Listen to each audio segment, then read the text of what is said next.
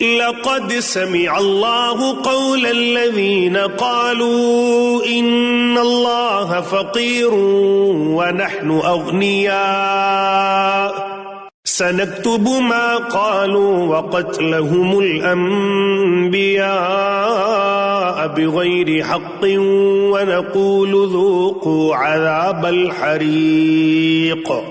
اللہ نے ان لوگوں کی بات سن لی ہے جو یہ کہتے ہیں کہ اللہ فقیر ہے اور ہم مالدار ہیں۔ ہم ان کی یہ بات بھی ان کے اعمال نامے میں لکھے لیتے ہیں، اور انہوں نے انبیاء کو جو ناحق قتل کیا ہے اس کو بھی، اور پھر کہیں گے کہ دہکتی آگ کا مزہ چکھو۔ ذلك بما قدمت أيديكم وأن الله ليس بظلام للعبيد۔ یہ سب تمہارے ہاتھوں کے کرتوت کا نتیجہ ہے جو تم نے آگے بھیج رکھا تھا، ورنہ اللہ بندوں پر ظلم کرنے والا نہیں ہے۔ الذين قالوا إن الله عهد إلينا ألا نؤمن لرسول حتى يأتينا بقربان تأكله النار قل قد جاءكم رسل من قبلي بالبينات وبالذي قلتم فلم قتلتموهم إن كنتم صادقين۔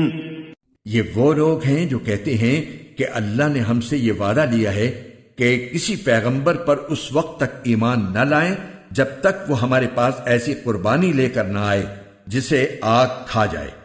تم کہو کہ مجھ سے پہلے تمہارے پاس بہت سے پیغمبر کھلی نشانیاں بھی لے کر آئے، اور وہ چیز بھی جس کے بارے میں تم نے مجھ سے کہا ہے، پھر تم نے انہیں کیوں قتل کیا اگر تم واقعی سچے ہو؟ فَإِن كَذَّبُوكَ فَقَدْ كُذِّبَ رُسُلٌ مِّن قَبْلِكَ جَاءُوا بِالْبَيِّنَاتِ وَالزُّبُرِ وَالْكِتَابِ الْمُنِيرِ۔ اے پیغمبر، اگر پھر بھی یہ لوگ تمہیں جھٹلائیں تو یہ کوئی نئی بات نہیں، تم سے پہلے بھی بہت سے ان رسولوں کو جھٹلایا جا چکا ہے جو کھلی کھلی نشانیاں بھی لائے تھے، لکھے ہوئے صحیفے بھی، اور ایسی کتاب بھی جو حق کو روشن کر دینے والی تھی۔ کل نفس ذائقۃ الموت وانما توفون اجورکم یوم القیامہ فمن زحزح عن النار وادخل الجنة فقد فاز وَمَا الْحَيَاةُ الدُّنْيَا إِلَّا مَتَاعُ الْغُرُورِ۔ ہر جاندار کو موت کا مزہ چکھنا ہے، اور تم سب کو تمہارے اعمال کے پورے پورے بدلے قیامت ہی کے دن ملیں گے۔ پھر جس کسی کو دوزخ سے دور ہٹا لیا گیا اور جنت میں داخل کر دیا گیا، وہ صحیح معنی میں کامیاب ہو گیا، اور یہ دنیاوی زندگی تو جنت کے مقابلے میں دھوکے کے سامان کے سوا کچھ بھی نہیں۔ لَتُبْلَوُنَّ فِي أَمْوَالِكُمْ وَأَنفُسِكُمْ وَلَتَسْمَعُنَّ مِنَ الَّذِينَ أُوتُوا الْكِتَابَ مِنْ قَبْلِكُمْ وَمِنَ الَّذِينَ أَشْرَكُوا أَذًى كَثِيرًا وَإِن تَصْبِرُوا وَتَتَّقُوا فَإِنَّ ذَلِكَ مِنْ عَزْمِ الْأُمُورِ۔ مسلمانوں، تمہیں اپنے مال و دولت اور جانوں کے معاملے میں اور آزمایا جائے گا، اور تم اہل کتاب اور مشرکین دونوں سے بہت سی تکلیف دہ باتیں سنو گے، اور اگر تم نے صبر اور تقوی سے کام لیا تو یقیناً یہی کام بڑی ہمت کے ہیں جو تمہیں اختیار کرنے ہیں۔ وَإِذْ أَخَذَ اللَّهُ مِيثَاقَ الَّذِينَ أُوتُوا الْكِتَابَ لَتُبَيِّنُنَّهُ لِلنَّاسِ وَلَا تَكْتُمُونَهُ فَنَبَذُوهُ وَرَاءَ ظُهُورِهِمْ وَاشْتَرَوْا بِهِ ثَمَنًا قَلِيلًا فَبِئْسَ مَا يَشْتَرُونَ۔ اور ان لوگوں کو وہ وقت نہ بھولنا چاہیے جب اللہ نے اہل کتاب سے یہ عہد لیا تھا کہ تم اس کتاب کو لوگوں کے سامنے ضرور کھول کھول کر بیان کرو گے اور اس کو چھپاؤ گے نہیں، پھر انہوں نے اس عہد کو پس پشت ڈال دیا اور اس کے بدلے تھوڑی سی قیمت حاصل کر لی۔ اس طرح کتنی بری ہے وہ چیز جو یہ مول لے رہی ہے۔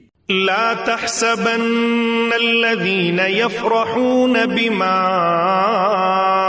أتوا ويحبون أن يحمدوا بما لم يفعلوا فلا تحسبنهم بمفازة من العذاب ولهم عذاب أليم۔ یہ ہرگز نہ سمجھنا کہ جو لوگ اپنے کیے پر بڑے خوش ہیں اور چاہتے ہیں کہ ان کی تعریف ان کاموں پر بھی کی جائے جو انہوں نے کیے ہی نہیں، ایسے لوگوں کے بارے میں ہرگز یہ نہ سمجھنا کہ وہ عذاب سے بچنے میں کامیاب ہو جائیں گے، ان کے لیے دردناک سزا تیار ہے۔ وَلِلَّهِ مُلْكُ السَّمَاوَاتِ وَالْأَرْضِ وَاللَّهُ عَلَى كُلِّ شَيْءٍ قَدِيرٌ۔ اور آسمانوں اور زمین کی سلطنت صرف اللہ کی ہے اور اللہ ہر چیز پر مکمل قدرت رکھتا ہے۔ ان فی خلق السماوات والارض واختلاف اللیل والنہار لآیات لأولی الالباب۔ بے شک آسمانوں اور زمین کی تخلیق میں اور رات دن کے باری باری آنے جانے میں ان عقل والوں کے لیے بڑی نشانیاں ہیں۔